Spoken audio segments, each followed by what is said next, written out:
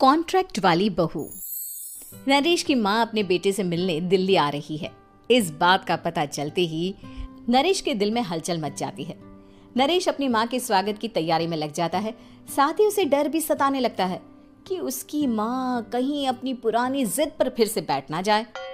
हे भगवान, इस बार बचा लो, अगले साल पक्का माँ की जिद पूरी कर दूंगा। तभी दरवाजे की घंटी बजती है। नरेश दरवाजा खोलता है तो सामने अपने मकान मालिक को देखकर हैरान हो जाता है, क्योंकि उनके साथ एक सुंदर सी लड़की भी थी। अब नमस्ते अंकल, कुछ काम था, मुझे बुला लेते। आपने क्यों कष्ट किया? अरे नहीं नहीं, इसमें कष्ट कैसा, मैं तो बस तुम्हें रीना से मिलवाने आया था। आज से रीना तुम्हारे साथ इसी फ्लैट में रहेगी। अंकल, कोई लड़का फ्लैटमेट नहीं है? एक अनजान लड़की के साथ रहना मेरे लिए थोड़ा अजीब होगा। देखो नरेश, मैं तुम्हें पहले भी बता चुका हूँ कि इस फ्लैट में तुम्हें किसी ना किसी के साथ एडजस्ट करना ही होगा, या फिर तुम अकेले पूरे फ्लैट का किराया दे दो, मैं किसी को नहीं रखूंगा। नरेश अपने मकान मालिक की बात सुन के रीना के साथ रहने के लिए तैयार हो जाता है, पर अंदर ही अंदर उसे ये बात खाने लगती है कि वो अपनी माँ को क्या जवाब देगा जब उसकी माँ रीना के बारे में उसे पूछेगी। दिन बीतने लगते हैं। नरेश और रीना अच्छे दोस्त भी बन जाते हैं, पर अभी भी नरेश अपनी प्रॉब्लम का सॉल्यूशन नहीं ढूंढ पाता। एक दिन नरेश बहुत परेशान सा बैठा होता है। तभी रीना उसे पूछती है, क्या हुआ नरेश, तुम काफी परेशान लग रहे हो, सब ठीक तो है ना? हाँ सब ठीक है, बस एक छोटी सी प्रॉब्लम है। वो एक्चुअली 2 दिन बाद मेरी माँ मुझसे मिलने आ रही है। अरे तो इसमें प्रॉब्लम क्या है, ये तो खुशी की बात है। हाँ रीना, बट मेरी माँ एक जिद लेकर बैठ गई है कि मैं शादी कर लूँ, पर मैं अभी इस चीज़ के लिए तैयार नहीं हूँ। ऊपर से जब वो तुम्हें देखेगी तो 100 सवाल करेगी, क्या जवाब दूंगा? अरे इसमें कोई टेंशन वाली बात नहीं है। मेरे पास ना इस प्रॉब्लम का सलूशन है, जिससे ना तुम्हें शादी करनी पड़ेगी और ना ही तुम्हारी माँ मेरे बारे में कुछ पूछेंगी। रीना की बात सुनकर नरेश सोच में डूब जाता है। वो सोचता है कि रीना खुले ख्यालों वाली लड़की है, कहीं माँ को सच बता ना दे। नरेश को सोच में डूबा देखकर रीना कहती है, अरे क्या हुआ, किस सोच में पड़ गए? डोंट वरी, जैसा तुम सोच रहे हो ना वैसे कुछ भी नहीं है। मेरे पास एक प्लान है। मैं कुछ समझ नहीं पा रहा हूँ, कैसा प्लान? मैं समझाती हूँ। हम ना एक कॉन्ट्रैक्ट मैरिज कर लेते हैं। फिलहाल मेरे पास जॉब नहीं है, तो तुम इस रूम का किराया दे देना जब तक तुम्हारी माँ यहाँ रहेंगी, सिर्फ तब तक। और तुम अपनी माँ से कह देना कि मैं तुम्हारी पत्नी हूँ, इससे वो मेरे यहाँ रहने पर कोई सवाल भी नहीं करेंगी। अरे बात तुम्हारी ठीक है, पर माँ से झूठ बोलना, ना ना बाबा, मैं ये रिस्क नहीं ले सकता। कोई और आइडिया दो ना तुम। देखो मंजूर हो तो बोलो, वरना सच बता दो, मुझे कोई प्रॉब्लम नहीं है। रीना की बात सुनकर नरेश सोच में डूब जाता है। बहुत सोचने के बाद जब उसे कोई रास्ता नहीं मिलता तो वो रीना के बताए हुए रास्ते पर चलने के लिए तैयार हो जाता है। वो रीना से बात करता है और अपनी माँ की पसंद और नापसंद के बारे में बताता है। रीना भी नरेश की सभी बातों को ध्यान से सुनती है, ताकि कहीं उससे कोई गलती ना हो जाए। आखिर वो दिन भी आ जाता है जब नरेश की माँ उससे मिलने दिल्ली आ जाती है। नरेश अपनी माँ को फ्लैट पर लेकर जाता है। जैसे ही नरेश की माँ फ्लैट के अंदर जाती है, रीना उसके पैर छू लेती है। ये देखकर नरेश की माँ थोड़ी घबरा जाती है और नरेश से पूछती है, अरे बेटा नरेश, ये कौन है? माँ, ये आपकी बहू रीना है। माफ़ी चाहता हूँ, सब कुछ इतनी जल्दी में हुआ कि आपको बता ही नहीं पाया, इसलिए सोचा कि क्यों ना आपको सरप्राइज दिया जाए।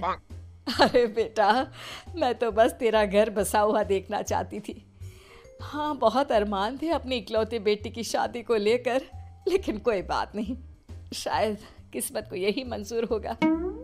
ये कहते ही नरेश की माँ रीना को गले लगा लेती है। रीना बेटिया, मेरा बेटा ना थोड़ा नादान है, पर तुम काफ़ी समझदार लगती हो, और मैं जानती हूँ कि तुम इसका बहुत अच्छे से ध्यान रखोगी। माँ आप चिंता मत कीजिए, मैं सब संभाल लूंगी। नरेश की माँ अपने बहू और बेटे के साथ खुशी खुशी रहने लगती है। दिन बीतने लगते हैं। नरेश की माँ और रीना का रिश्ता बहुत मजबूत होता चला जाता है।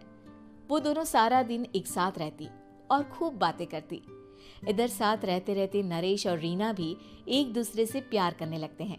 दोनों को इस बात का एहसास हो जाता है, फिर भी वो इस बात को छुपा कर ही रखते हैं, एक दिन नरेश की माँ और रीना शादी के बारे में बात करने लगते हैं। रीना बिटिया, ये तो नरेश ने मुझे बिना बताए शादी कर ली, वरना मैं तो अपनी इकलौती बेटी की शादी इतनी धूमधाम से करती कि सारी दुनिया देखती रह जाती। अच्छा माँ, आप ऐसा भी क्या करती नरेश और मेरी शादी में जो दुनिया देखती रह जाती? अरे बिटिया, एक माँ के अरमान तुम अभी नहीं समझोगी। मैं तो अपनी बहू को एक रानी की तरह लेकर आती और शादी भी बिल्कुल शाही अंदाज में करती, पर मेरे तो सारे अरमान ऐसे ही रह गए। खैर, मुझे तो अपने बेटे और बहू की खुशी चाहिए बस। ये कहते हुए नरेश की माँ की आंखों में आंसू आ जाते हैं। रीना भी ये सुनकर ख्यालों में खो जाती है, क्योंकि वो भी मन ही मन खुद को नरेश की पत्नी और उसकी माँ की बहू मानने लगी थी। शाम को जब नरेश ऑफिस से घर आता है तो रीना खुद को रोक नहीं पाती और नरेश के सामने उसकी माँ को अपने और नरेश के रिश्ते का सारा सच बता देती है। रीना की बात सुनकर नरेश की माँ दोनों से बहुत नाराज हो जाती है और घर वापस जाने की बात करने लगती है। तुम दोनों ने मुझसे सच छुपाकर बहुत ठेस पहुंचाई है मुझे। अब तुम लोगों के साथ नहीं रहना चाहती मैं, कल ही वापस चली जाऊंगी अपने घर। माँ, मुझे माफ कर दो, ये सब मैंने रीना के कहने पर ही किया है, वरना मैं भी आपको कभी ठेस पहुंचाने के बारे में सोच भी नहीं सकता। हाँ माँ, हमने ये सिर्फ आपका दिल रखने के लिए किया, प्लीज हम दोनों को माफ कर दीजिए। तुम दोनों ने मेरे अरमानों के साथ खिलवाड़ किया है, और वैसे भी मुझे अपने बेटे के लिए एक अच्छी लड़की ढूंढनी है, इसलिए मेरा यहाँ से जाना ही बेहतर होगा। माँ की ये बात सुनकर रीना खुद को रोक नहीं पाती। माँ, क्या मैं आपके घर की बहू बनने लायक नहीं हूँ? रीना की बात सुनकर नरेश हैरान रह जाता है।